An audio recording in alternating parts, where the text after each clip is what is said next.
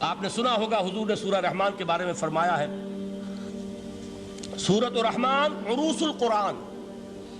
یہ سورہ رحمان جو ہے یہ قرآن کی دلہن ہے.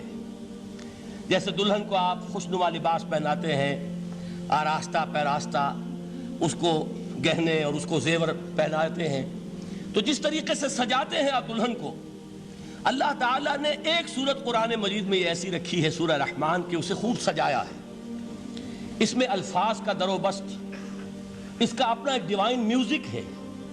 وہ تو اللہ تعالیٰ قراء جو ہے خاص طور پر مصر کے قراء، اللہ تعالیٰ ان پر رحمت نازل فرمائے، ان کی خطاؤں سے درگزر کرے. جس طرح قرآن کے انٹرنسک میوزک کو انہوں نے واضح کیا ہے. واقعہ یہ ہے کہ اگر یہ لوگ نہ ہوتے، شیخ عبد الباسط محمد عبد الصمد، شیخ محمود خلیل الحصری، یہ لوگ کہ جنہوں نے قرآن کے اس غنا میوزک، یہ لفظ جو ہے آپ حیران نہ ہو کہ میں یہ کوئی شاید توہین کر رہا ہوں قرآن کی، حضور نے یہ لفظ استعمال کیا ہے. تغنو، اس قرآن کو اچھی سے اچھی خوشلحانی کے ساتھ پڑھو. من لم یتغن بالقرآن فلیس منا، جو قرآن کو بہتر سے بہتر انداز میں، اچھی سے اچھی آواز میں خوشلحانی کے ساتھ پڑھنے کی کوشش نہیں کرتا، وہ ہم میں سے نہیں ہے. بلکہ ایک مرتبہ حضور رات کے وقت آپ گشت پر تھے اپنے ساتھیوں کے حالات معلوم کرنے کے لیے.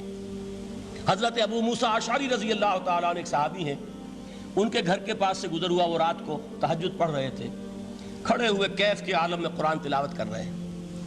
حضور کو بہت پسند آئی ان کی قرات، کافی دیر تک وہاں کھڑے سنتے رہے. اب انہیں کیا پتا کون سن رہا ہے. بالکل اسی طرح سمجھ لیجئے ایک بات یاد آئی ہے. حضور فرماتے ہیں کہ جس طرح کان لگا کر اللہ قرآن کو سنتا ہے، کسی چیز کو نہیں سنتا. ہمیں نظر نہیں آتا نا، ہمیں معلوم نہیں. ہم قرآن پڑھ رہے ہیں تو سننے والا کون ہے؟ سب سے زیادہ کان لگا کر خود اللہ. یہاں اس لیے مجھے یاد آیا کہ ابو موسیٰ اشعری کو کیا پتا تھا کہ کون سن رہا ہے. وہ اپنی کیفیت میں نماز میں تہجد میں قرآن کی تلاوت کر رہے تھے. اور ظاہر بات ہے ان کے گھر ایکڑوں میں بنے ہوئے نہیں تھے، ایک ایک کمرہ، ایک ایک کوئی حجرہ، ایسے ہی تو گھر تھے نا صحابہ کے. لہذا حضور پاس سے گزرے، آواز آئی، کافی دیر سنتے رہے. اس کے بعد آپ تشریف لے گئے. صبح فجر میں ملاقات ہوئی تو حضور نے تحسین کے انداز میں فرمایا، یا ابا موسیٰ انک قد اوتیت مزمارا من مزامیر آل داؤد.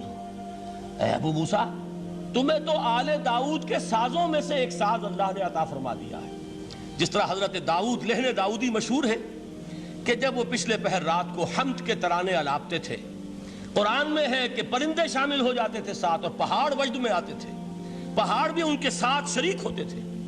تو جس طرح کا اللہ نے ان کو لہن عطا فرمایا تھا، حضور نے تحسین کے انداز میں فرمایا ہے ابو موسیٰ اشعری، اللہ نے تمہیں بھی آل داؤد کے سازوں میں سے ایک ساز عطا فرمایا. بہرحال قرآن مجید کا جو یہ میوزک ہے، قرآن کے الفاظ کا جو حسن ہے، جہاں تک حسن معنوی ہے وہ تو ہر لفظ میں ہے، لیکن یہ حسن ظاہری، حسن صوتی، حسن لفظی، یہ اپنے کلائمیکس پر آپ کو نظر آئے گا سورہ رحمان میں. لیکن قرآن میں یہ سورت اس اعتبار سے بھی ممتاز ہے، اس کی 4 آیات پر ذرا توجہ کریں گے، عجیب حقائق سامنے آئیں گے. جہاں یہ قرآن مجید کے حسن صوت اور حسن لفظی کی معراج ہے، وہیں اس کی پہلی 4 آیات میں 4 چوٹی کی چیزوں کا ذکر ہے، سب سے اونچی چیزیں. پہلی آیت کیا ہے؟ الرحمن. ایک آیت ہو گئی. رحمان کیا ہے؟ اللہ کا نام ہے. کبھی آپ نے غور کیا اللہ کے ناموں میں سب سے پیارا نام کون سا ہوگا؟ رحمان. کیوں؟ اس کا مادہ کیا ہے؟ رحمت. ہمیں سب سے بڑھ کر جس چیز کی ضرورت ہے وہ کیا ہے؟ رحمت خداوندی. نام اچھی طرح سن لیجئے اس حضور کے قول کو. حضور فرماتے کوئی شخص جنت میں مجرد اپنے عمل کی بنیاد پر داخل نہیں ہو سکے گا جب تک کہ رحمت خداوندی دستگیری نہ کرے. کسی صحابی نے بڑی ہمت اور جرأت کا ثبوت دیا کہ پوچھ لیا، کیا حضور آپ بھی؟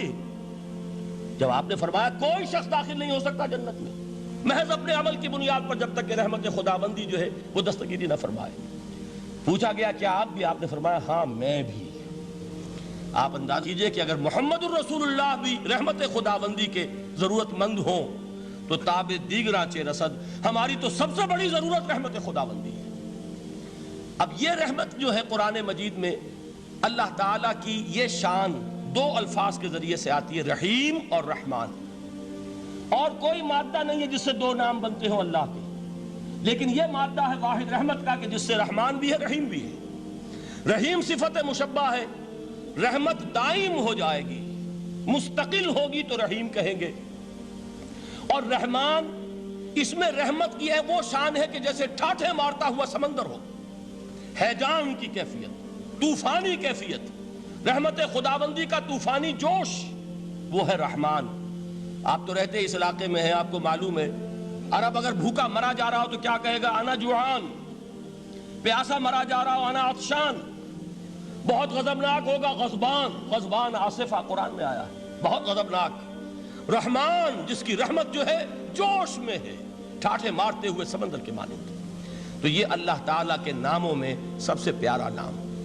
اب آگے چلیے، الرحمن علم القرآن، رحمان نے قرآن سکھایا۔ رحمت خداوندی کا سب سے بڑا مظہر، رحمان کی رحمانیت کا سب سے بڑا مظہر قرآن ہے۔ ان میں جو منطقی ربط ہے اس کو سمجھتے جائیے۔ اچھا آپ یہ سوچئے، جو علم بھی انسان کو حاصل ہوا وہ کس نے دیا؟ اللہ نے۔ سائنس کا علم کس نے دیا؟ اللہ نے۔ علم آدم الاسماء کلہا، وہ علم الاسماء جو حضرت آدم کو دے دیا گیا تھا ازل میں، یہ اسی کا ظہور ہے، یہ اسی کی ایکسفولیشن ہے جو ہو رہی ہے اور ہوتی رہے گی ابھی۔ اور دوسرے علم ہے وہ کس نے دی؟ اللہ نے دی۔ لا یحیطون بشیء من علمہ الا بما شاء، مخلوق میں سے کوئی اللہ کے علم میں سے کسی شے کا احاطہ نہیں کر سکتا مگر وہ جتنا اللہ دینا چاہے۔ لیکن یہ کہ تمام علوم میں چوٹی کا علم قرآن، نوٹ کرتے جائیے، اب چوٹی کی چیزیں جمع کیجئے۔